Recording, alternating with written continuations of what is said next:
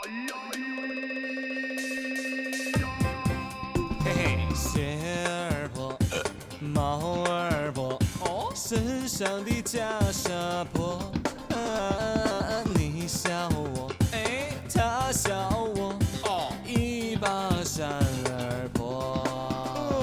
南宋初年2月初2，济公活佛来自天台。好荡妇济世酒香满，嬉笑怒骂敌视为开破。鞋那一破，马破绽，扬善除恶，百姓拥戴。佛在心中，天地为怀，佛法无边，普照沧海。无牵无挂呀，无忧愁，无是无非呀，度春秋。蓝马鞋踏平川，旧衣裳赛绸缎。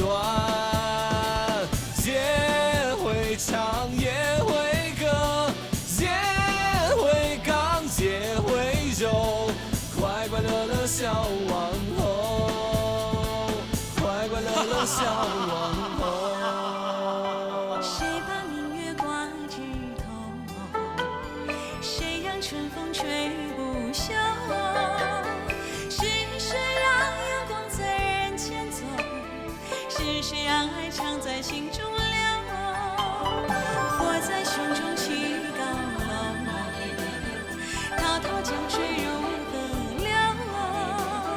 观自在，看深情的自由，遍体鲜花绽放在心头。善哉善哉。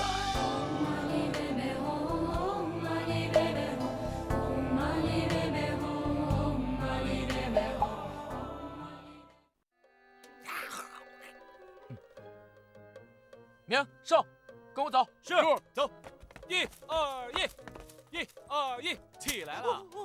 哎，两位女施主，你们不是一直说要行侠仗义吗？皇施主有难，还不前往？我哥有难。当然了。钱施主，皇施主有难，难道你要袖手旁观吗？他有危险，难道你就没有危险吗？贫僧自己的危险自己可以解决，你还是快去帮他吧。我不去。哎，道济大师傅的话，你怎么敢不听呢？我们的事儿用不着你管。起来！哎呀，本官大老爷记得曾经有人到临安府衙门击鼓，还让本老爷出面做主。一告姓黄的捕头搅婚，2告新郎修缘逃婚。现在又嫌本老爷多管闲事。你闭嘴！钱施主，还不快去！我不去，他的事儿跟我有什么关系？就不去。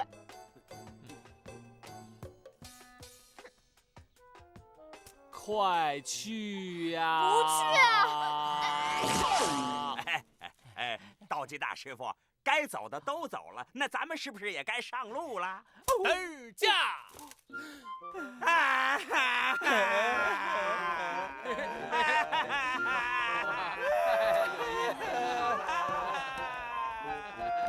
和尚那么难对付，咱只有认输啦。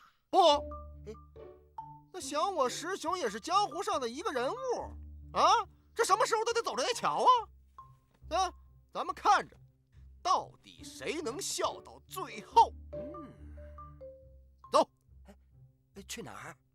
不该问的就别问啊，就乖乖的跟着后面走。走，好，走。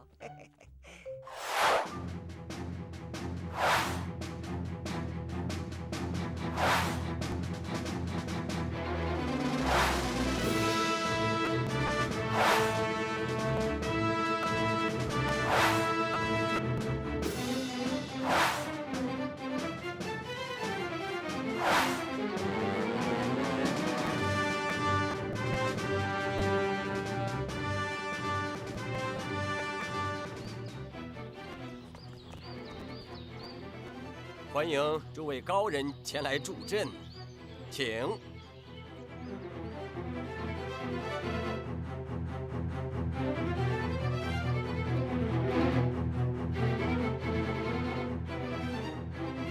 师傅，哎呦，师傅，大师傅，大师傅，哎呦，大师傅，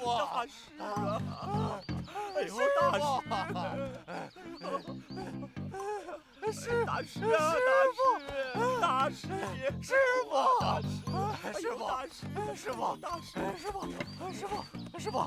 傅，弟子前来拜山，弟子叩见师傅。我没有你这个徒弟。哎呦，别，师傅，您怎么没我这个徒弟呢？我可是整整跟了您3年呢，师傅。我已把你逐出山门，咱们彼此无涉。哎呦，师傅，您可以不认我这个徒弟，我可不能不认师傅啊！师傅，咱们师徒一场，情同再生啊！行了，干什么来了？师傅在上徒儿前来拜山，是想跟师傅合计合计如何对付那个祭奠和尚。对，咱们要是能把他除掉，那咱们的仇不就都报了吗？是啊。就为这事儿？哎呦，师傅，这可不是一件小事儿啊！那个疯癫和尚现在因为一座老屋，那跟当朝的秦丞相干上了。这秦丞相那恨不能把他给除掉啊！如果咱们这个时候出手，跟秦丞相前后配合，左右夹攻，必然容易得手。要真是那样，不但咱们的仇报了，还帮了秦相爷的大忙啊！你忘了，老朽也不是他的对手。师傅，那您也没输过他多少啊？是啊。再说了，您现在不是还有这么多奇人异事相助吗？不要说了，快走吧。师傅，我再告诉你。我已经把你逐出山门，你我不是师徒关系了。师傅，孽障，还不快走！哎呦喂！师爷，来！背信弃义的东西，高俅报仇何曾忘记？还用你们提醒？师爷，来快！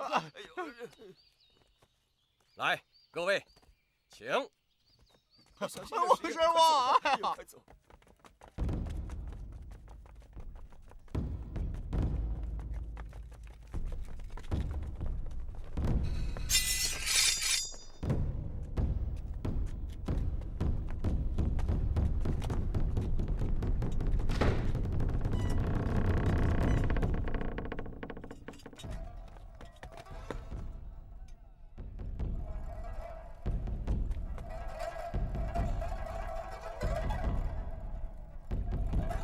你们是什么人？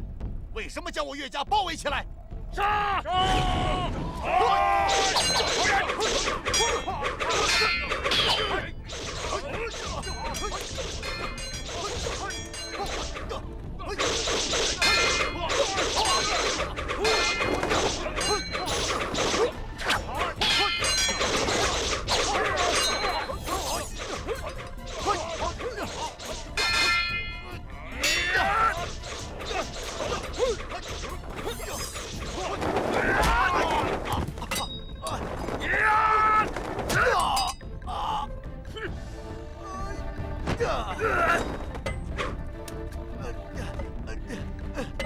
施将军，快来救命啊！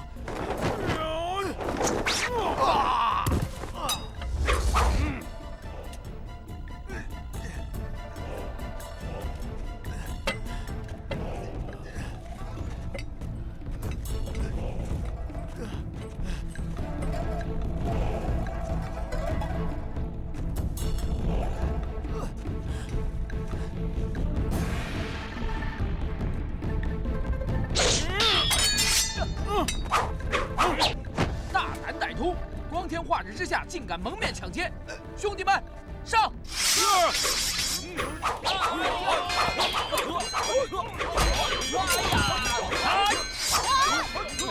你怎么样？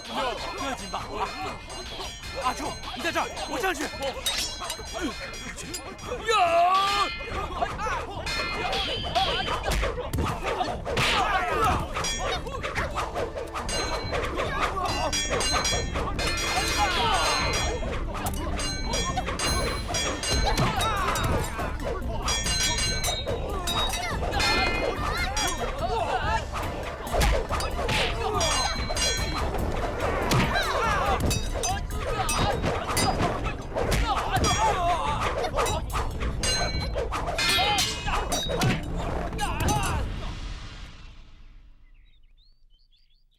那和尚非比寻常之人呐，两相埋伏的刀斧手，虽都是禁军的高手，但未必能置那和尚于死地吧？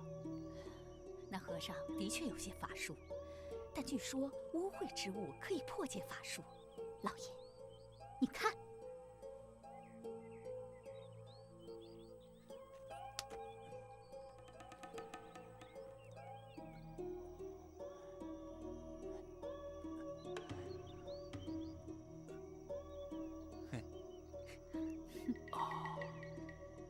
怎么样？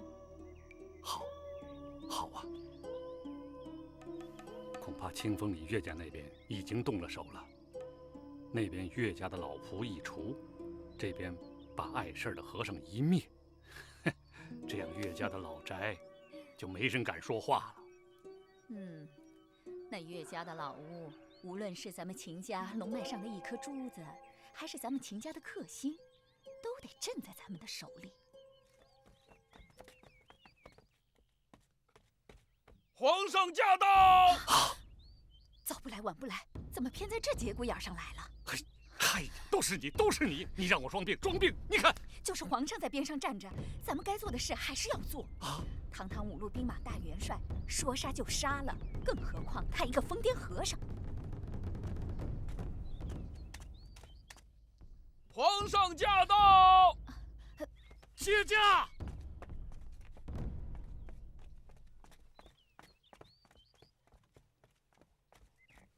臣不知皇上驾到，迎驾来迟，请皇上恕罪。爱卿平身吧。谢皇上。皇上。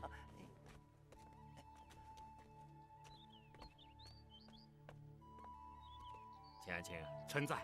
听说你身体欠安。臣只是偶染风寒。莫不是朕赐你那一匣东西，让你着凉了？皇上赐臣那一匣东西，确实让臣出了一身治病的冷汗，所以臣正在想，也送什么2样东西给皇上，以谢皇上的恩宠啊。哦，2样东西，是什么奇珍异宝？皇上，那真是比奇珍异宝还要奇珍异宝啊！那朕倒要好好看看。皇上请。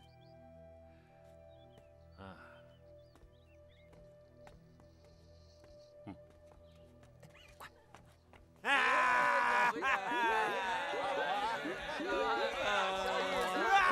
点！好玩啊！老爷呀！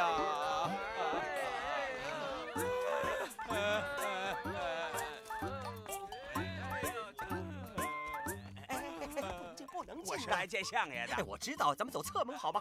为什么呀？哎呀，相爷有贵客，咱们走侧门好吧？来，走。请。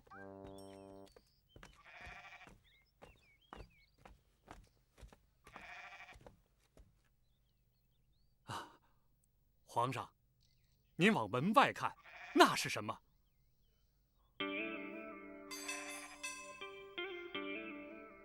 秦爱卿，这是要考朕的不，臣不敢。这世上有黑羊、白羊和灰羊，这红羊，还真是稀罕之物啊！皇上圣明，您再看那盘中之物。哟，好大一朵灵芝啊！1、2，9头灵芝，这更是稀罕之物啊！皇上真是圣明之治啊！秦爱卿，这是要把红羊和9头灵芝送给朕啊？正是这样。这2样宝物与皇上赐予臣的相比，虽然不能回报于万一，但它说明了一个问题：天下太平，方有祥瑞之象。前阵子，臣听说老龙河100年的浑水，一夜之间它就变清了。后来又听说浙东的天目山夜降甘霖了。开始，臣以为这都是假的，是下面的人糊弄臣，让臣高兴的。可是没有想到啊，皇上，臣的家里也突然天降红羊，厅堂的柱子上长出这么大一只9头的灵芝来。你说这不是祥瑞之象又是什么呢？这就是祥瑞之象啊！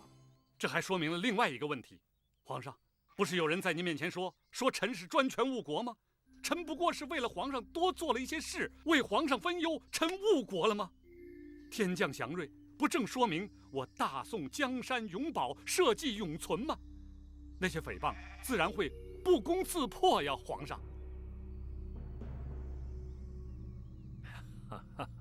皇上，皇上，这事您可得替妾夫做主啊！是，秦爱卿万勿在意，谁是谁非，我心里明白。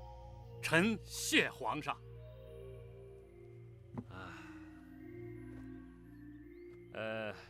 这红杨和灵芝，朕就收下了。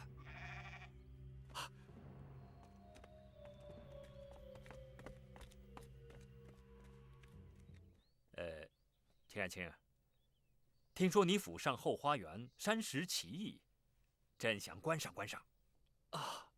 这有什么不方便吗？皇上，让您见笑了。臣今天正在后花园宴请一位客人。是什么样的客人？是一个专门捣蛋的客人。对对对，是一个专门捣蛋的客人，皇上。这倒有意思了，专门捣蛋，还能成为客人？那朕一定要见识见识。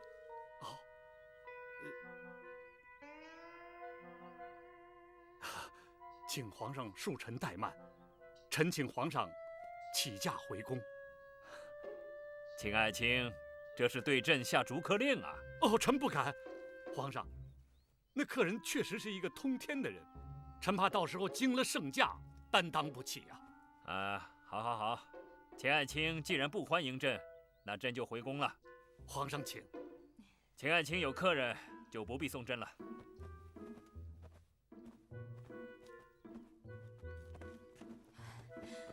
恭送皇上。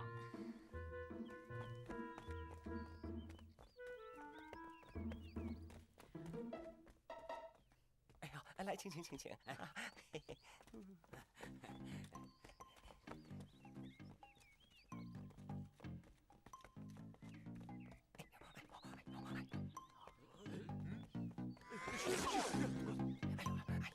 快来了，快躲起来！哎呦，请！哎呀，请！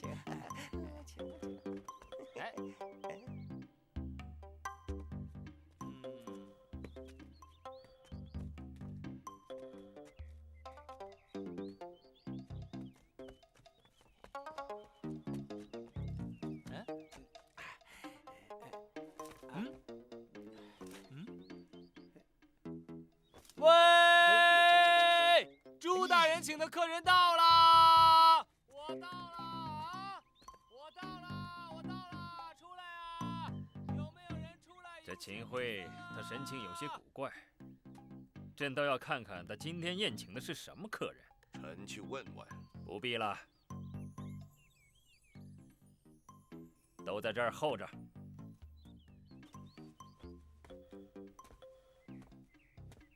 相爷到！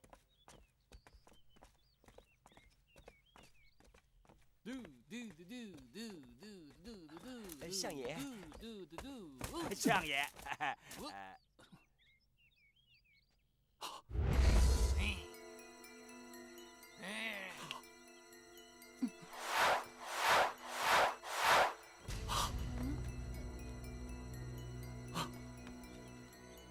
元帅别来无恙啊！老朽不知元帅驾到，有失远迎，请元帅原谅啊！元帅，你我曾经同朝为官，如今一个天上一个地下，老朽心中十分的想念，所以今日特地备了宝酒，请元帅上座。元帅上座。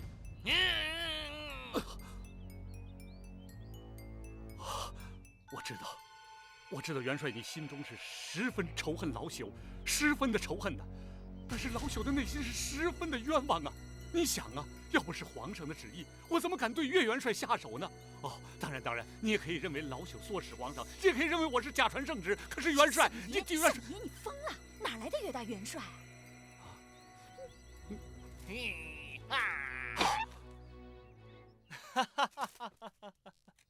哎，相爷，听朱大人说你请我，是不是真的？啊，是请你。哎，那贫僧可不可以问你为什么要请我？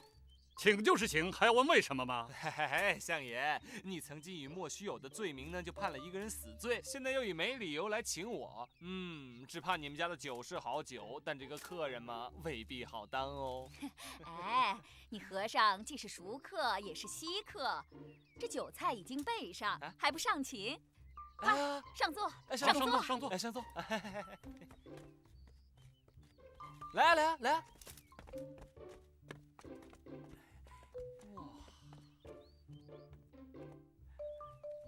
朱大祥，在。你抱一风波亭的破匾干什么？扔了。别扔嘛，换个地方挂就好了。亭子挂上这个匾，咱们再坐在里面吃饭，这才比较符合相爷你现在的心情啊。你不要生气。来，夫人坐。夫人坐。相爷坐。哎呀。今天道济小师傅光临寒舍，令寒舍蓬荜生辉。我们先喝上一杯怎么样？恭敬不如从命，来敬相爷。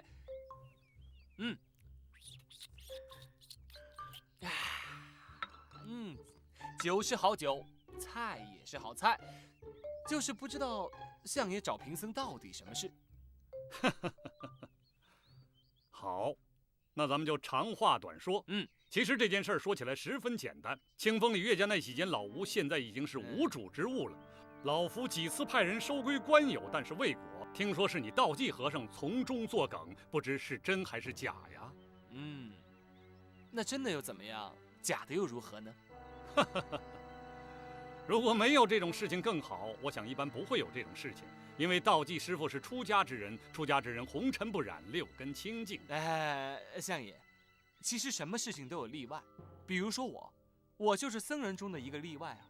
哦，那你可就是不识时务了。不过如果从此现在你就撒手不管的话，还为时不算过晚。哎呦，相爷，这真是可惜，贫僧从小认定的事情呢，就绝不会后退。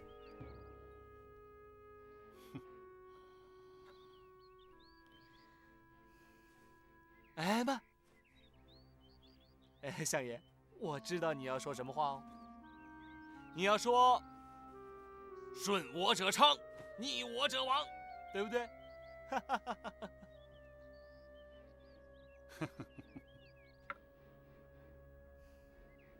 算你聪明，既然知道，你还算是识时务者为俊杰呀。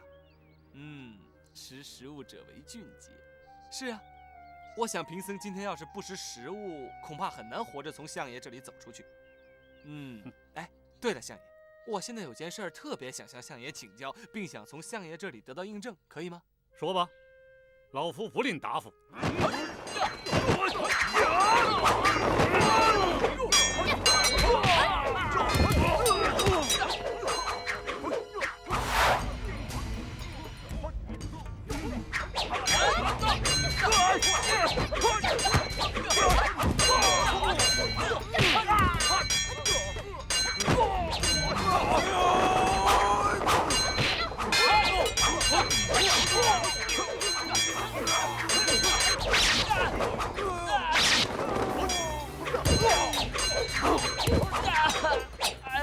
红骨头，红骨头，你受伤了！不要管我，把那些强盗全部干掉！是。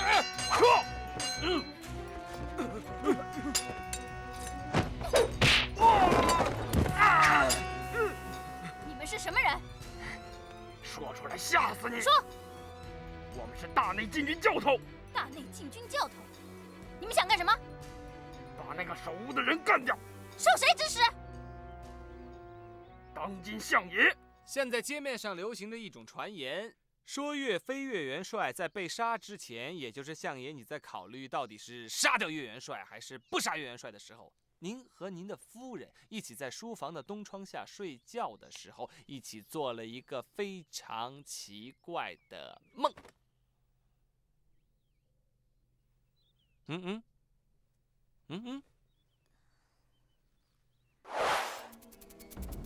我昨天晚上做了一个梦，我昨天晚上也做了一个梦，我梦见断肠草说话，我也梦见断肠草说话。他说无毒不丈夫，无毒不丈夫。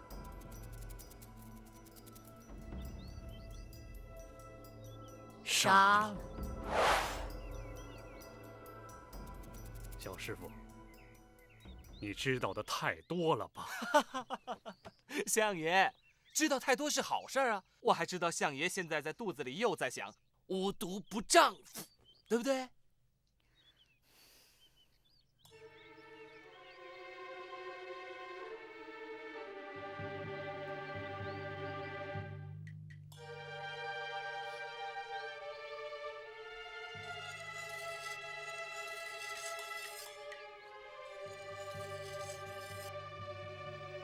哇，相爷怎么了？你这个酒杯好像有1000斤之重啊！哦，我知道了，这里面有毒，对不对？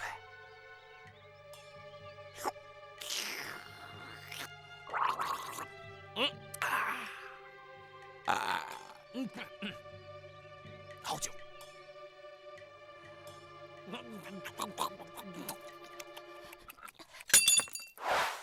千种欲念，万般妄想，怎比得一心平常？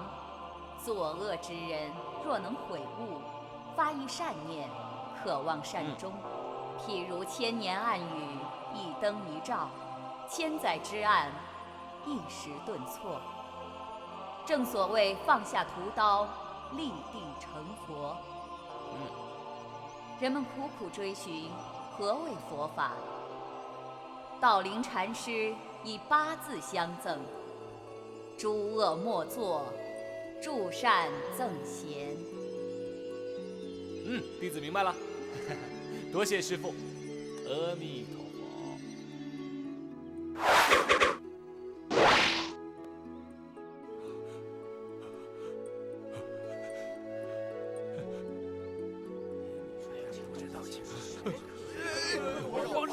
回宫。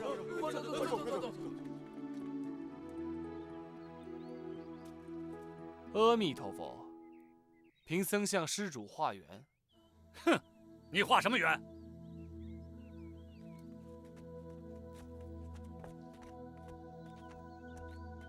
贫僧向施主化缘贪婪，请施主施舍贪婪。贫僧向施主化缘奸佞，请施主施舍奸佞。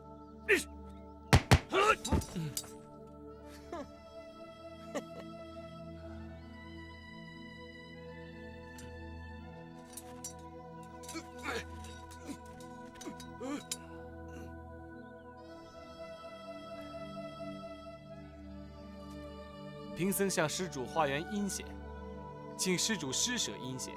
我告诉你，疯和尚，老夫身上的汗毛，一根可以救活3000人性命，老夫也绝不施舍。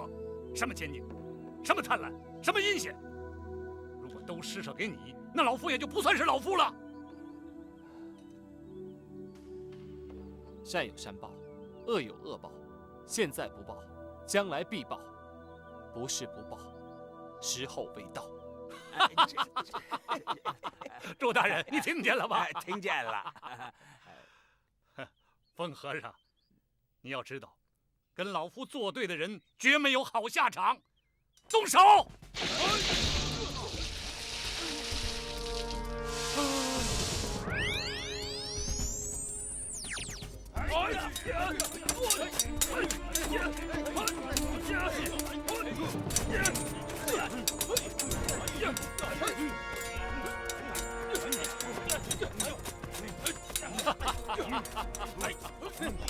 好，停！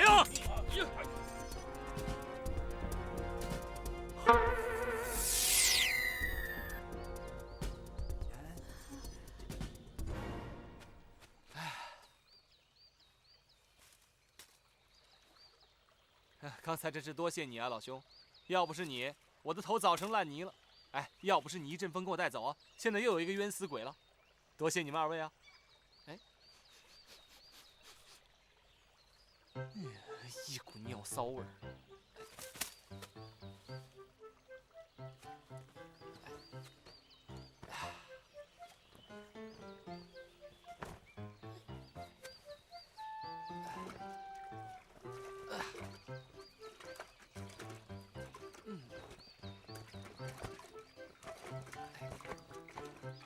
洗干净喽。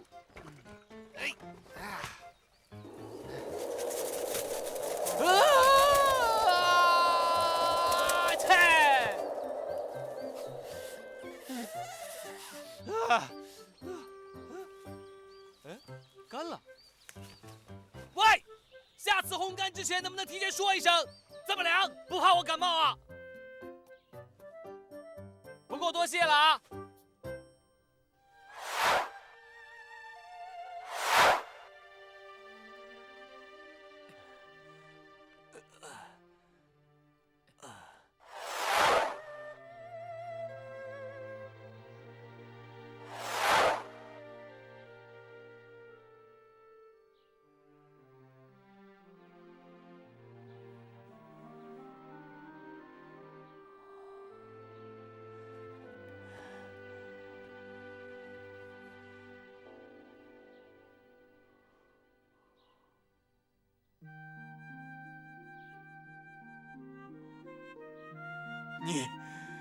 你是岳元帅的部下吗？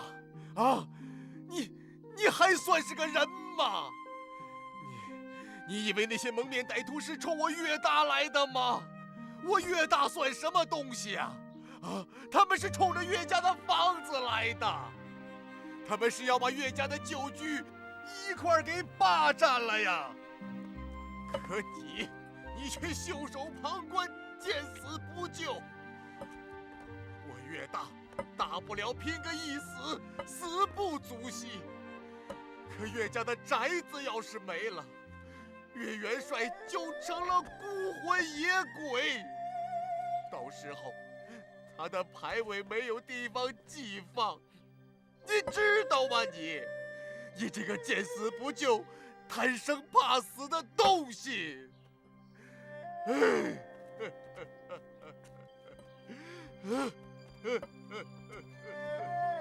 元帅，我当真是贪生怕死吗？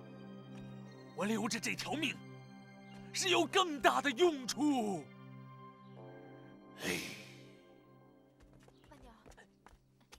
慢点，来，先歇会儿。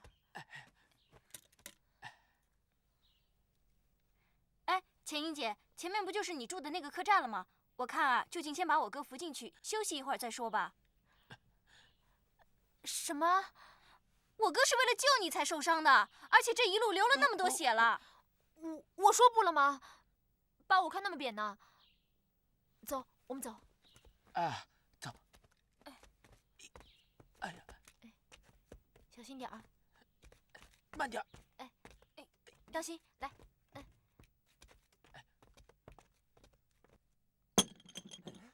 有了！师爷，什么有了？你想想，那个疯和尚为什么那么厉害？不就是因为他手里有3件宝贝护身吗？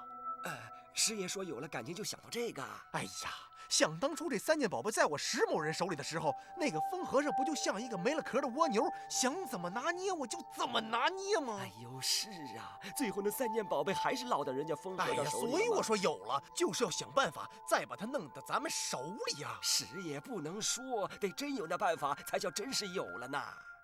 爷，我的办法就是，从今以后，我石某就是那疯和尚的徒弟啊！切，您不烧吧？怎么了？您干嘛要认他为师啊？那又怎么了？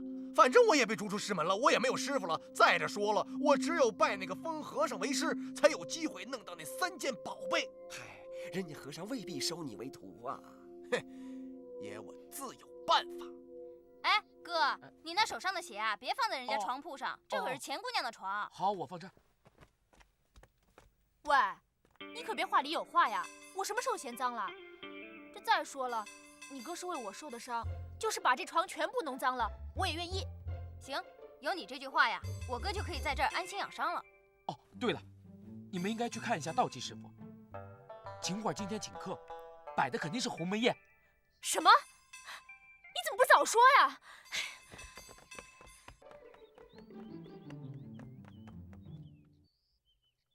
笨蛋，全都是饭桶！号称什么大内的武林高手，这么一大群人，连岳家一个老婆你们都对付不了，啊！饭桶，都给我滚！滚！还不快滚！滚！相爷息怒，千万不能因怒而伤了身子呀！哼！相爷，朱大人，夫人，那依你之见，这岳家老吴在经历了2次挫折之后，是不是应该就此作罢？如果现在罢手的话，那倒省去了不少麻烦。胜败乃兵家常事嘛。相爷要干的事情哪能够半途而废呀？相爷想要的东西，别说是岳家那几间老屋，就是上天摘他几筐星星，掰下几块月亮，那也是非常容易的事情啊。哼，这还像句人话。爹，咱们接下来怎么办？你得赶紧拿个主意啊！哎，相爷，公子。公子，哎呦喂，哎呦，混账！哎呦，我们秦家有事的时候你就没影了，现在事儿过去了，你又出来了。公子息怒，公子息怒啊！公子，您现在最大的心事不就是要得到岳家那几间老屋吗？可是要得到岳家那几间老屋，最大的麻烦不就是那个疯癫和尚总是从中作梗吗？奴才不在公子身边，就是为了冥思苦想，希望能想出一个对付那疯和尚的办法呀。那你想出来没有啊？想出来了，说。公子啊，这个办法，这办法需要公子赏奴才几个耳光。公子，打呀！公子，使劲儿打，狠狠打，来，对，来，使劲儿，打得好，来打，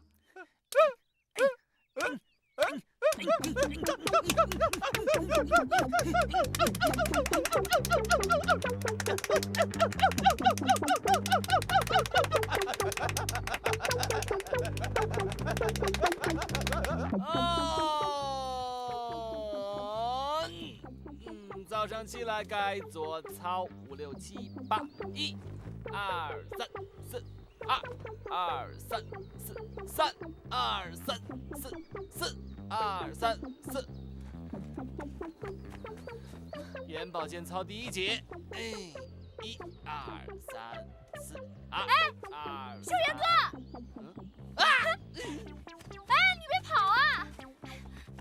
你等等我，秀元哥！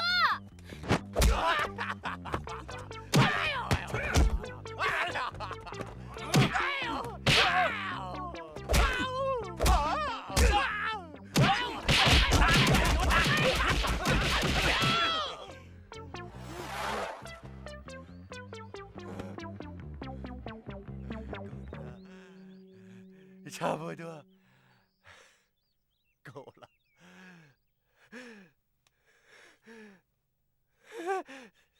出血了，公子，出血了。我师傅出血之日，就是那疯和尚倒霉之时，请公子静候我的佳音。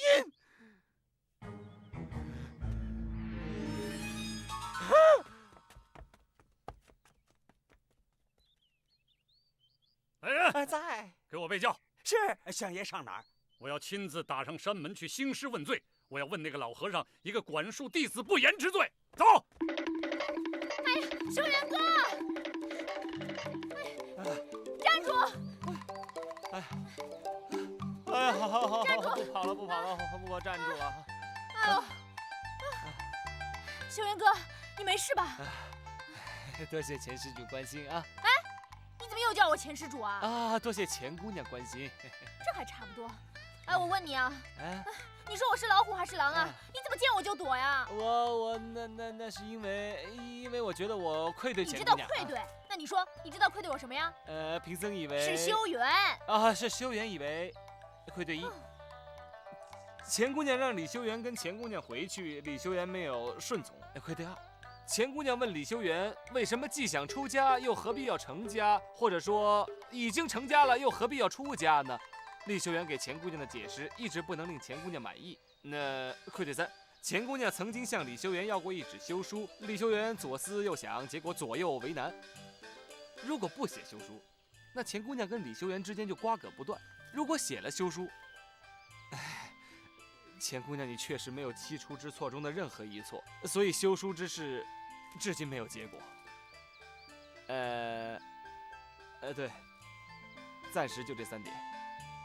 既然你知道愧对，是不是有悔改之意呢？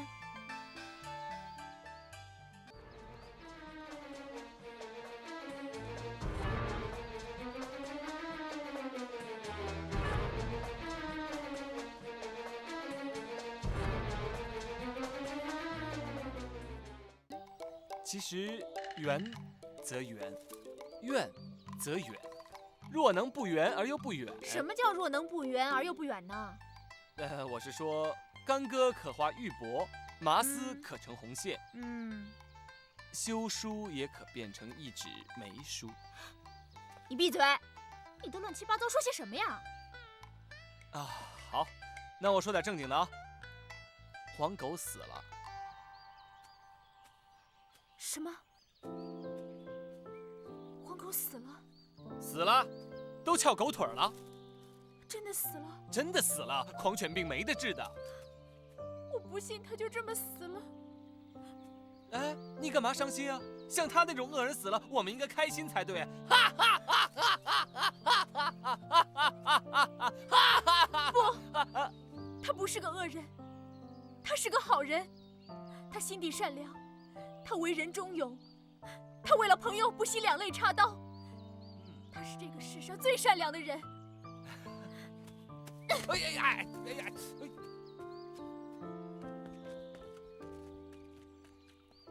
黄施主，钱姑娘是一个好女孩，你一定要好好照顾她。祝你们两个终身幸福。阿弥陀佛。